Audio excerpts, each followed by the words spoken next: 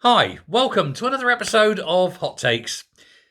John Swinney has a lot of questions to answer, and he's being pressured to turn up to Holyrood, make a full, formal statement to those assembled, and then answer the questions that they want to ask. And there's a lot of questions that need answering. We're talking here, of course, about the whole debacle over the Nicola Sturgeon secret legal advice that was covered up when they went to court and all that sort of thing. And of course, he's deeply involved.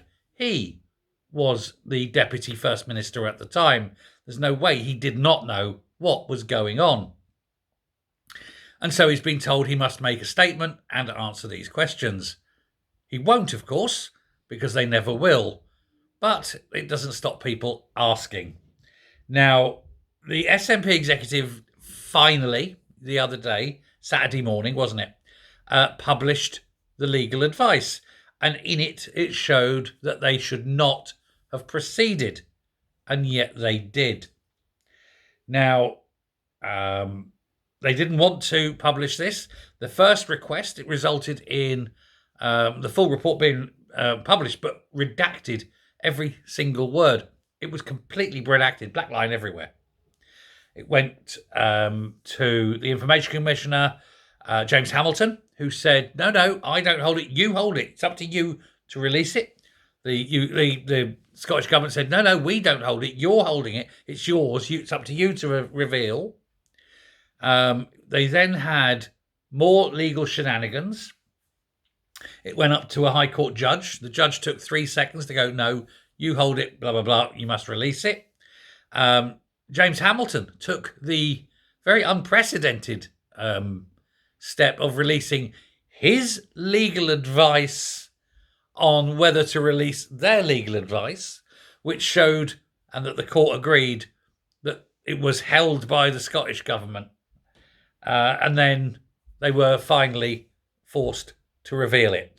So that then showed that, as I say, they should never have proceeded with the case against Alex Salmond, that they had no chance of winning.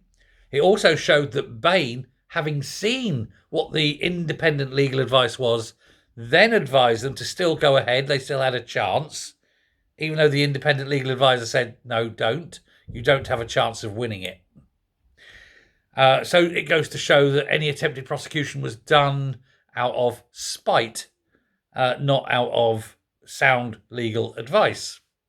Now, of course, this has led to the claims that the SNP ministers have not only wasted all that money on a court case that they knew in advance they couldn't win, but then have wasted even more money than the original case cost trying to cover up the fact that they knew that they couldn't win it.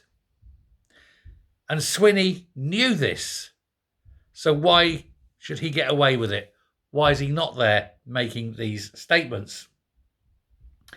Government lawyers suggested that it would be reputationally damaging if they didn't have a high chance of success, and then says, and that was the reason for not doing it.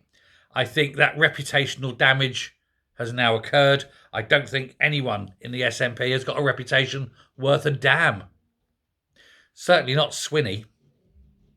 Now, the senior counsel, a guy called James Muir, he had to revise afterwards the legal advice to try and fix what was said. He found out that what the government had told the Information Commissioner was untrue, so he tried to amend it subsequently. There's all sorts of shenanigans going on. There's lots of people who have, whilst you can't say they've lied, they have the perception of lying. There's been lots of shadiness regarding times to things that have been edited and changed. And of course, there have been outright lies. Let's not walk away from that. But the 100-odd page document was published, and it is an absolute farce on why they proceeded to prosecute Alex Salmond, who won, of course, absolutely won his case. No one suspected otherwise. This, of course, was part of the coup d'etat, one suspects, to get rid of him and impose Nippy as leader.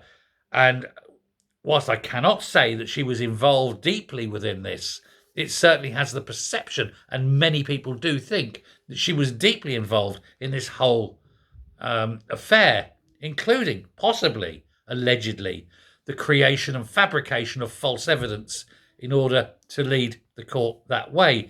They would have loved for him to have been found guilty. It would have justified what they'd done.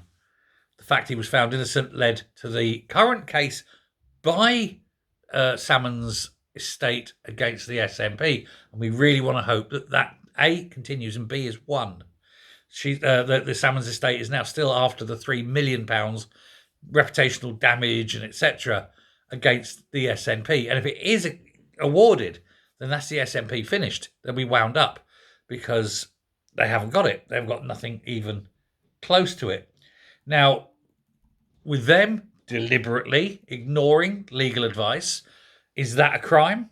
Possibly, because they were wasting public money on it, knowing they couldn't win, and so knowingly doing it out of spite and political expediency could be seen to be wasteful, deliberately so. Who knows? But what you're ending up with here, reputationally and with the perception of the public, is you have a very petty-minded group in a party that loathed one faction of the party.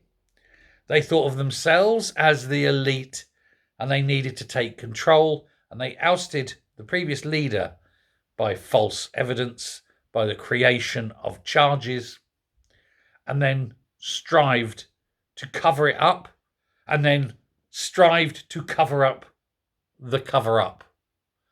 There is nothing about the SNP that is in any way good. Excuse me. The likes of Ivan McKee, the Public Finance Minister, he said no decision have been made on whether to force a question yet, but they were trying to resist it. This is the problem they've got. They're actually trying to resist the forceful presentation of facts at Holyrood. And all I can say is, well, of course they are. That's the last thing they want. But Swinney, if he doesn't go and do it, will look very, very guilty indeed.